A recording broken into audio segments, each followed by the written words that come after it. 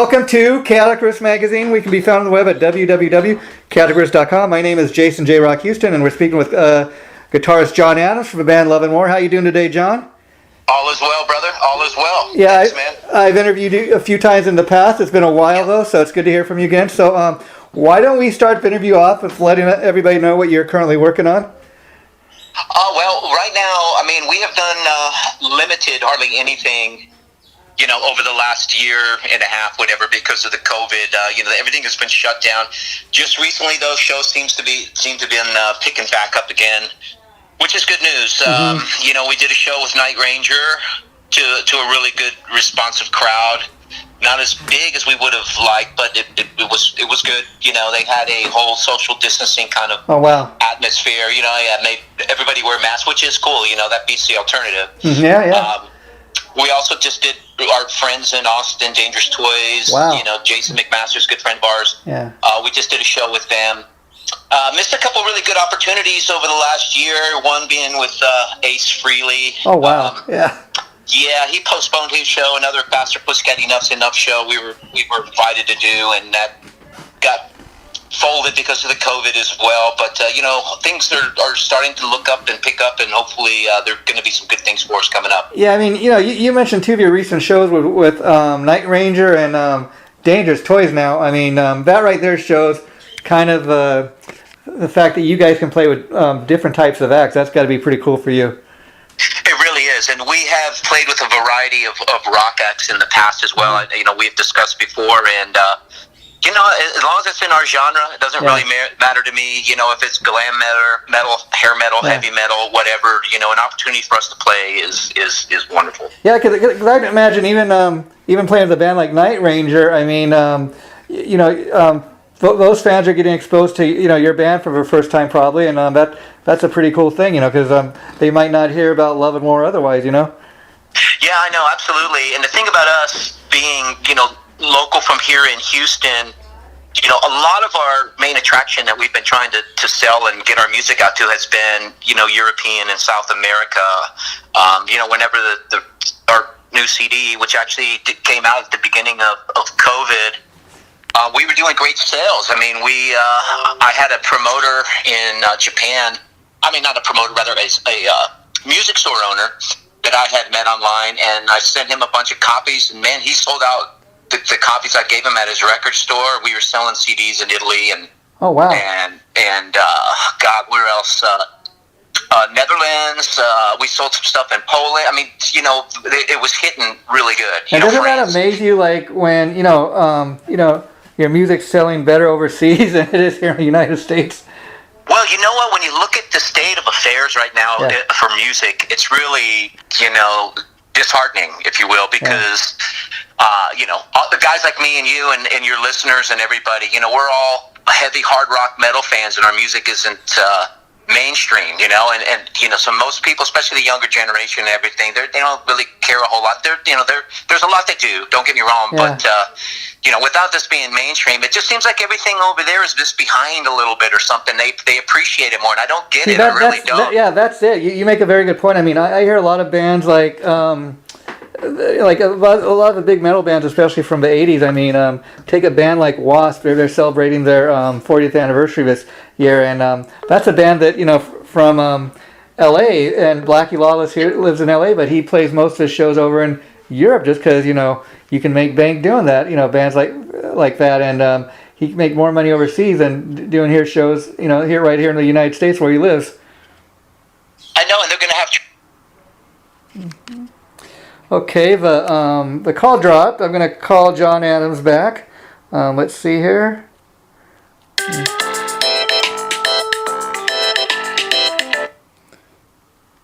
Hi, John. You there? I don't know. The call dropped. I'm not sure what happened. Yeah. I just heard a blink and it was gone. I was like, uh-oh. Yeah, it happens. Anyway, so what we're saying is, overseas, take an 80s band like Wasp.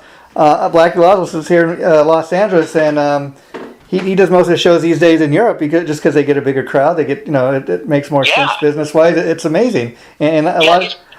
I was just saying, a lot of times, like you said, European festivals, especially in Europe, they have a lot of a greater appreciation for their rock bands.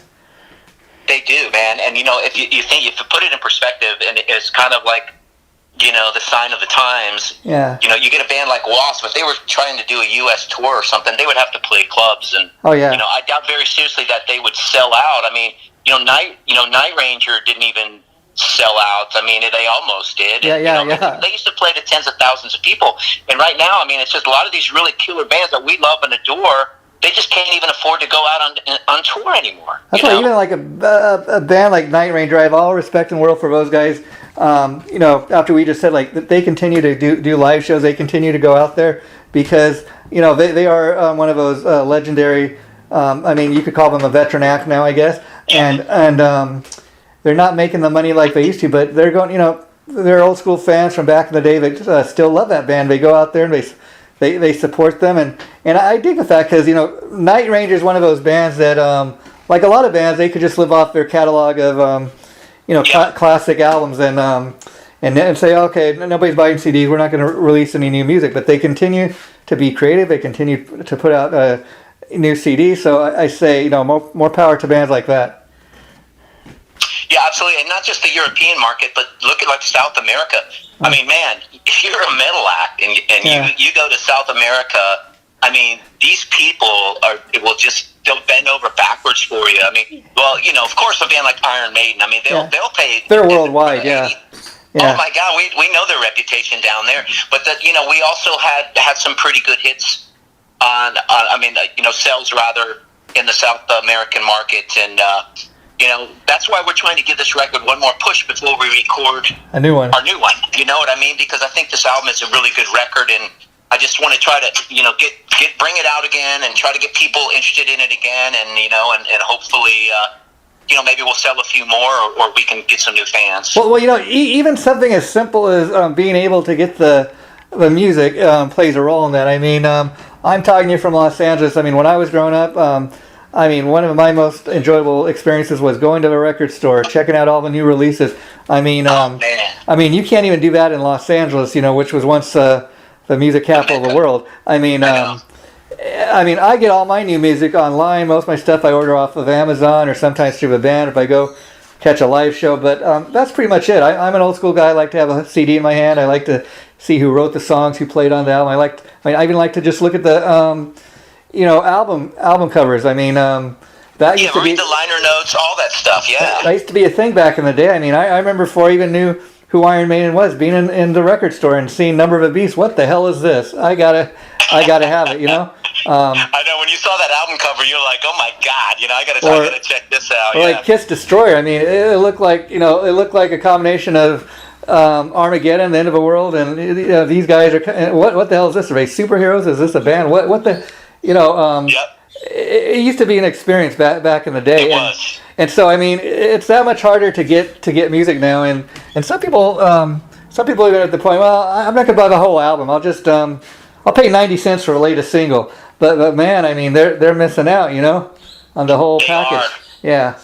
Yeah, you gotta get the whole thing. You really do, especially if you gotta do it if anything to support the artist. Oh yeah. I mean, I have bought records before when I was like, I wish I wouldn't have bought the record, because it really sucked or whatever. But, and then retrospect, I'll be like, well, this band, I used to be big fans of whatever. I may not like this, but I still have to support them. This is what they do, And buying a 90-cent song, and just blowing off the rest of the songs just really doesn't make sense. And that's half of the battle now. Yeah. With a lot of artists trying to eat and stay alive, and it's just not the way it used to be. Yeah, and being a working musician yourself, I'm sure you have a much better understanding that trying to get your own music out there than you did back in the days when you bought records still. Well, yeah, exactly. Now that you have to go through streaming services and how does that work for you guys? Like, I mean, I imagine you sell a physical CD, you kind of see the money comes in right away. But from these streaming services, do you get paid right away, or how does that work? Well, you have like what's called a bank. So what they do is, like, say somebody goes on, like, say it's Amazon Music or whatever, Apple Music, they put your money in a bank, and then you just go on there periodically and you check your bank, and then what they'll do is you can cash it out. Oh, cool. Like maybe for me, I'll just cash it out on PayPal, and it'll come to my PayPal account, and then I transfer it to a bank. But there's really not a lot being sold, so it's really not a whole lot, So unfortunately, that's one of the reasons why we're trying to give this whole thing another push. And we all have day jobs, thank God, because if we were depending on this, live off of our music, we would be homeless under a bridge.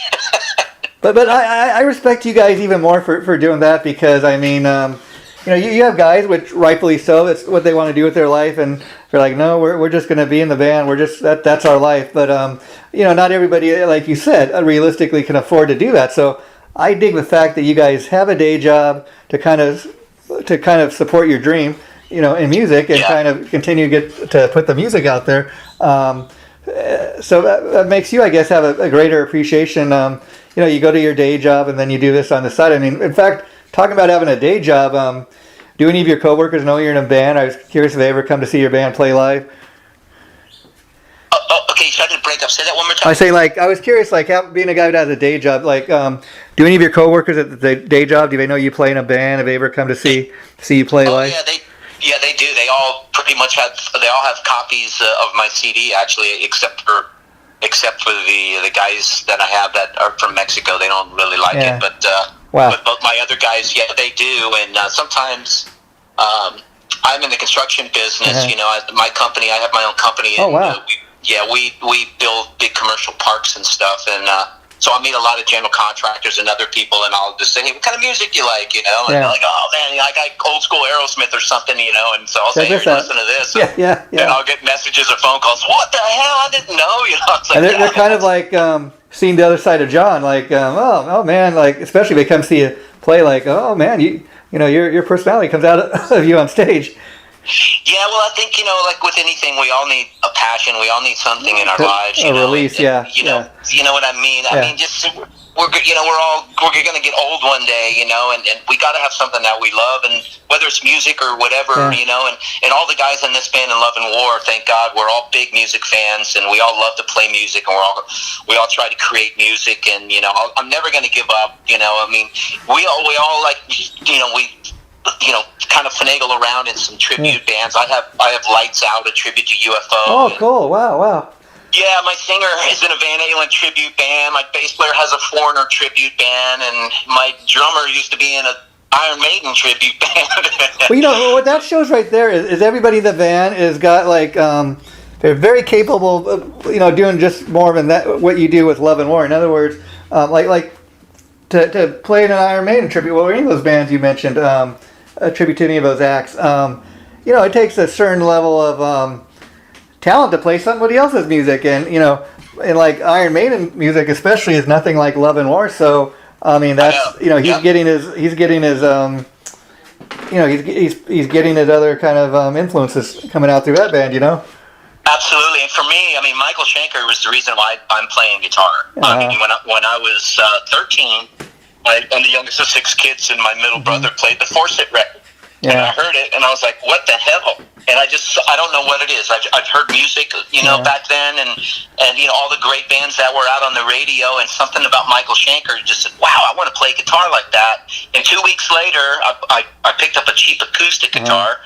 And then, so, for me, I mean, I've had Lights Out together for 21 years now. And, I mean, we only play a couple of times a year, but it's just like one of those things that, you love to do, and it's one of those bands, you just never want them to die. It's just another one of those passions. Yeah, and UFO, I mean, they were legendary back in, especially back in the 70s with Michael Shanker, and a lot of people may not know who they are now, but, I mean, you listen to any of those classics. Michael Shanker, like you said, legendary guitar player. I also love his brother Rudy and the Scorpions. I mean, both those guys. Me too, man. Oh, yeah. Right about the time I discovered Michael Shanker, I'd also discovered the Scorpions and Uli John Roth. And Uli John Roth is just another really big influence, And the guy's just an amazing guitar player, songwriter. And, I mean, those were some golden years, man. Some great times growing up in the, the late 70s and the 80s. And hearing all these bands, I mean, we lived through an era, generation that will never be repeated. It's done. And it's just a magical time. And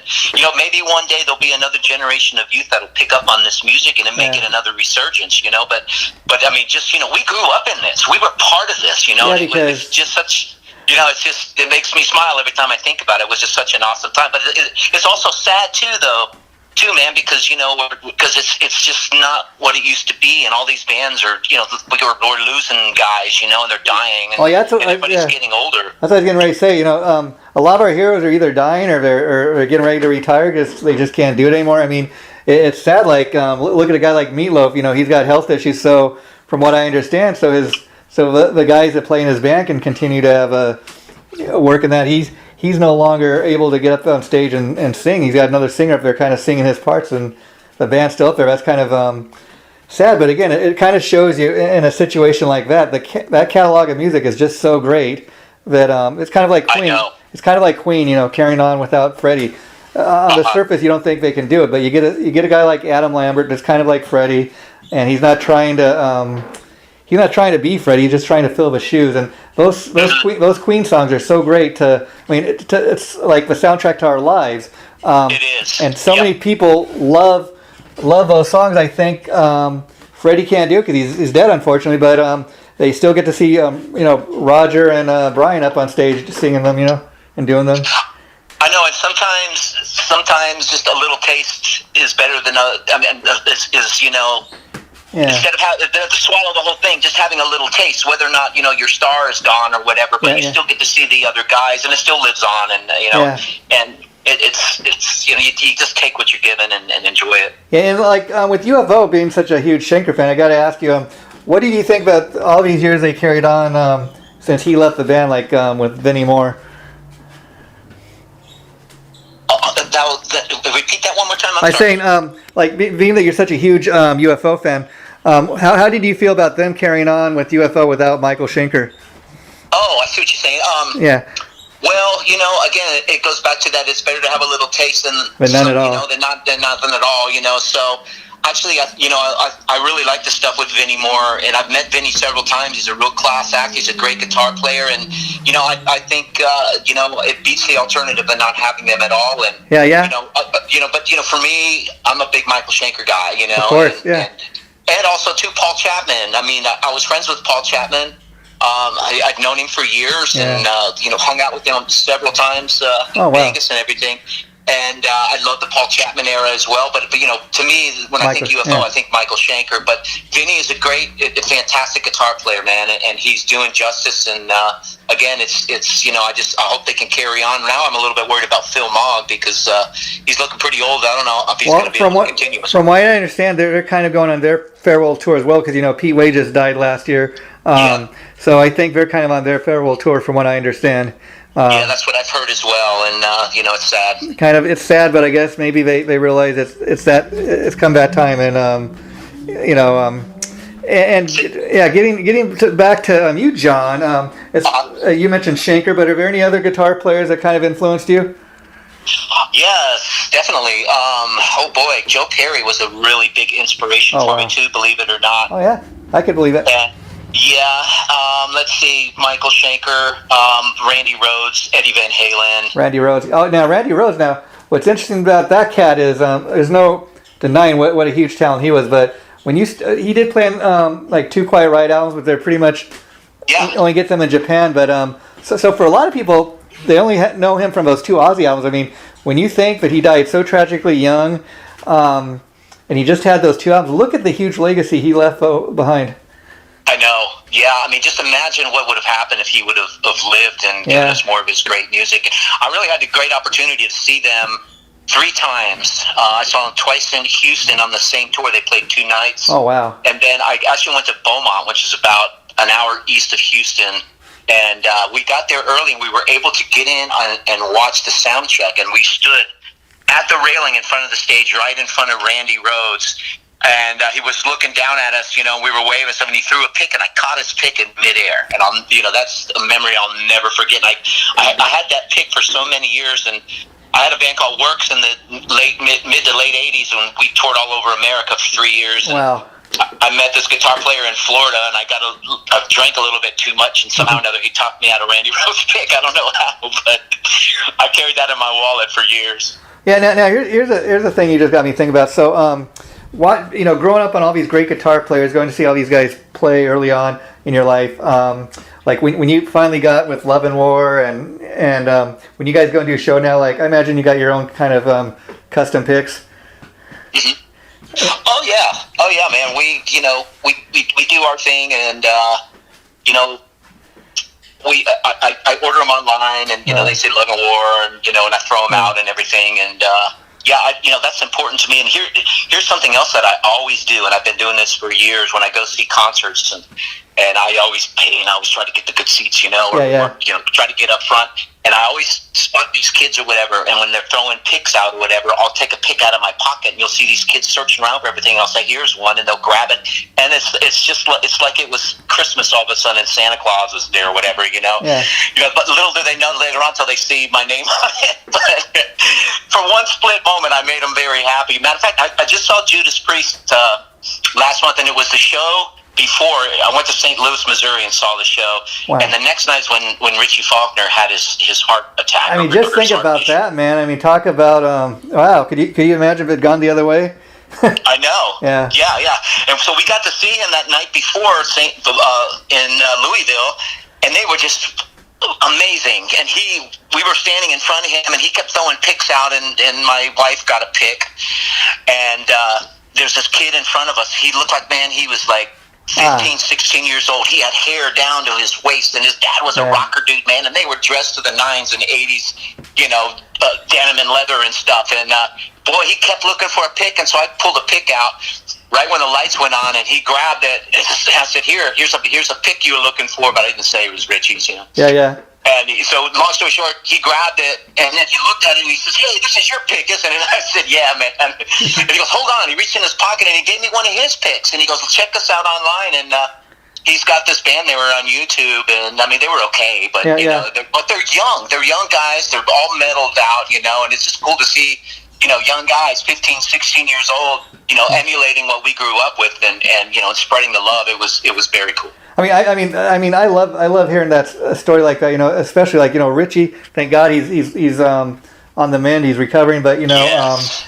the not funny, but kind of intriguing thing about what happened with him is all the guys in the band are a lot older than him. He's the youngest one in the band, and he's the one with the health issue. I know, isn't that freaking bizarre? Yeah. And, especially to have the issue that he had, where his aorta ruptured.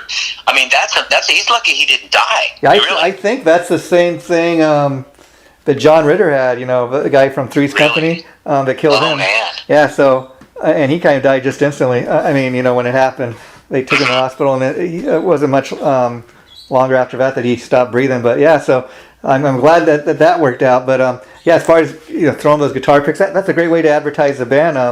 Now I was curious, when you guys do a show, like do you do like a lot of bands where you play the same songs every night? Do you change the set list, or what's that process like? Well, because we are promoting the new record, we do pretty much the same material, and that's most of the songs off our new record, and then we do some off of our last record, and sometimes we'll throw in a cover, like we do Delivering the Goods by Priest. We throw that in every once in a while, but overall, it's pretty much the same stuff. We're just trying to promote this new record, so we play a lot of the new record. Yeah, and how much, like when you guys have a show come up, how much do you rehearse? I mean, at this point in your career, you pretty much, I imagine, just had to kind of learn the new tunes, but got it down, you think? Oh yeah, I mean, for us, if we don't rehearse for a month and then we go back in and rehearse, by the time our second rehearsal comes, the first one might be a little bit rough here or there, but overall, we've been doing it for so long, after a couple of rehearsals, man, we're ready to roll. Yeah, and like I said, I've interviewed you a few times before, John. I don't know if I asked you this before about the band's name, but I love the band's name because, Love and War, that kind of, that sums up a lot of things, I mean, nobody can be happy all the time. Nobody can be, angry all the time. It's kind of like the two sides of life. You're happy, you're in love with your friend, whatever. Even your bandmates. Imagine you love them sometimes. You're at war with them at other times. So is that kind of how you came up with the name?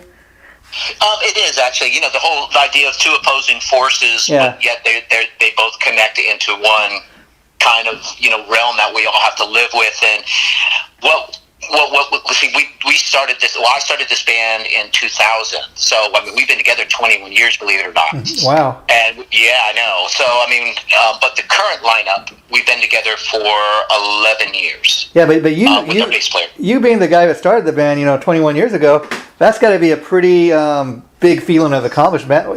Like you said, you were in other bands before, but something about Love and War has lasted for 21 years. I mean, that's got to be a great feeling, Yeah, I know, and it's just for the love of music and be able to go through that creative process with a group of brothers that they're your best friends, and and we all work together for the same purpose and for the same love of the music, and I'm fortunate that I got a good group of guys, and there's no ego or head problems that are too bad, And you ever have to pinch yourself, like when you just said, "Hey, we've been together 21 years." I mean, sometimes got to kind of be hard to believe you've been together that long. But I've been hearing about the band, for years. And in fact, you got a great little publicist, the Lord of PR there. I mean, he'd gone away from he'd gone out of business for a while, and I didn't even know what happened. And then he finally reached out to me, and that's how we're doing this interview. But I thought,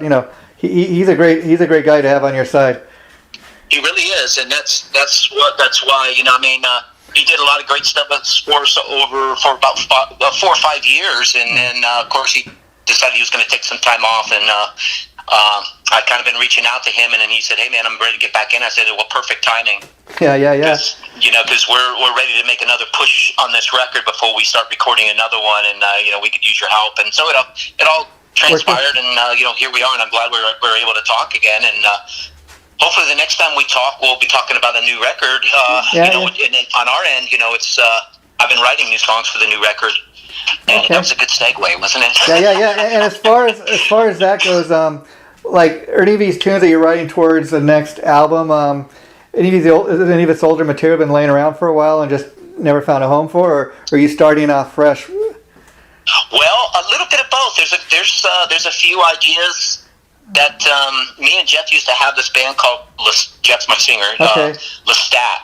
Oh, okay. And over the Vampire Lestat, and we started that in 1990, and it lasted through about 95, 96. And there's some old Lestat music I would really love to touch base on and kind of redo. And I've been talking with Jeff about it. So there may be one or two that we pull from the back, and we may just redo them and modernize them in a little bit.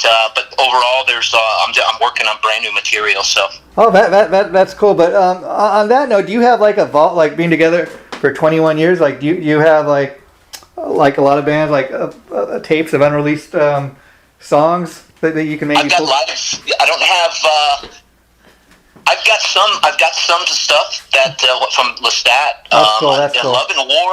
All I really have, as far as recordings, are all live recordings and videos, and I mean, we've written a ton of music, man. Yeah. I mean, before we put out Edge of the World, I mean, we easily had 2 CDs worth of music. Oh, wow. From the And I know it's kind of one of those things that as a songwriter you'd much rather work on new material, but like, would you ever consider putting out like a live CD or something just to kind of show people like this is what we do live, or this is what we? Yeah, absolutely. We did a show with not the Dead Daisies. Oh my God, Burning Rain. Oh, Burning Rain. Okay, with Doug Aldridge, and Doug spoke with him before the show, and he was interested in certain amplification and to see, because they weren't traveling with anything, and I said, well, I'll bring what I have, and he ended up using a Silver Anniversary Marshall that I have. Oh, wow. And anyway, we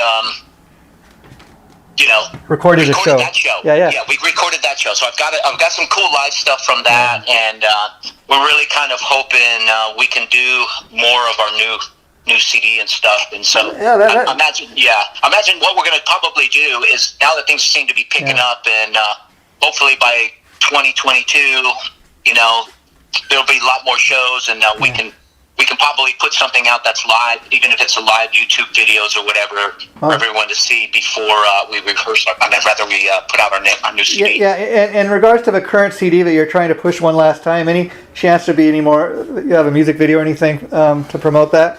We do actually. We did. There's a guy in Croatia that I've worked with, and he did a lyric video for us of our first song on the record, "We All Fall Down." So I do have a lyric video. It was good, but I got an editor. Actually, it was the guy who engineered our new record, and he's, by the way, we have a new guitar player. We added a guitar player, Greg Gill. Greg is the guy who owns Endeavor Studios where we recorded Edge of the World. He's the engineer, producer. He used to have a band called Z-Lot Z back in the day, and he's a killer guitar player. We've added him. He's going to kind of do some editing on that lyric video. And then the guy in Croatia that I know is doing another lyric video. And so I would imagine sometime by Christmas, beginning of the year, we're going to be releasing a couple of lyric videos. Oh, that'd be cool. And if that's the case, I will post those videos on our site when we post your interview. But you mentioned the band Burning Rain. Doug Aldridge. Well, the singer for that band is this guy named Keith St. John. Keith St. John. And he was the last guy to sing with Ronnie Montrose before he died. And Keith was telling me that he got a lot of unreleased stuff that may one day see the light of day. We can hope on that. But he's an amazing singer, too, in his own right.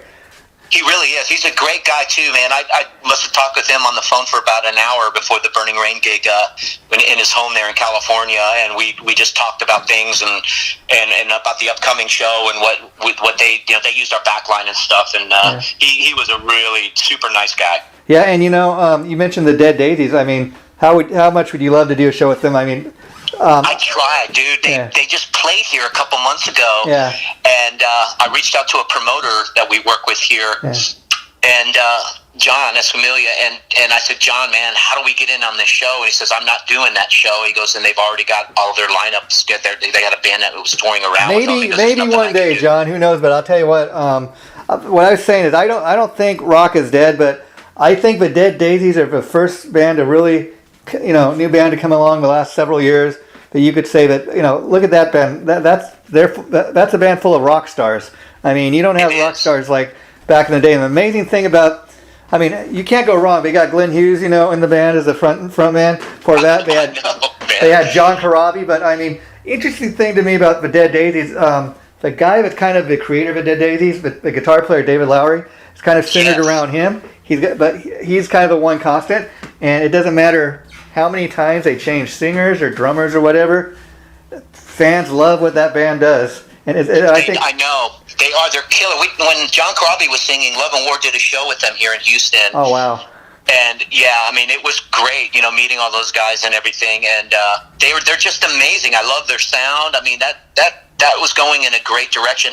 I did not see that show here with Glenn Hughes, unfortunately. Something had come up. I couldn't make it, but I've seen some live stuff and some YouTube stuff. And I'm sure they will be back around. In fact, I know they're on tour now. And the album they have out now, it's the first one they did with Glenn, and that just got released this January. They held it off a year because of all the COVID stuff, and I understand that they've already got like the second album in the can, so hopefully that'll be coming out soon. Who knows? Yep. And I won't keep you much longer, John, because I know you're busy. Final thing I want to ask you for today is I have this other interview series we call On the Record, where we talk to musicians about some of their favorite albums. Now, in the conversation that you mentioned being a UFO fan, a big Michael Shanker fan, and you mentioned, I think, the album Forced It. So maybe on a follow-up interview, we could talk about, being influenced by UFO, why that album was such a huge influence on you, why it means so much to you. Really kind of get into the details and talk about the songs and what they mean to you. Would you be interested in doing that? Oh my God, sign me up, dude. Okay, I'm going to sign you up, but we're going to post this one first. And okay. And that's what I like to do is, I've interviewed you in the past, but we're going to try not to take so long between interviews, because I like to kind of be like a family and connect with people. So that's what we're all about. So anytime you have anything to promote, John, feel free to reach out to me. And I think we're friends on Facebook, so The interview we did today should be going about two or 3 weeks. I'll let you know as soon as it gets posted. Yeah, absolutely. Please do. And, as soon as I get these lyric videos happening and where we want them, you'll get a copy of it. I'll email it to you. Yeah, in fact, I will send you my email through Facebook later today, and Okay. and you can have it then. Okay, take care, John. Thanks so much. Yeah, you too, Jay.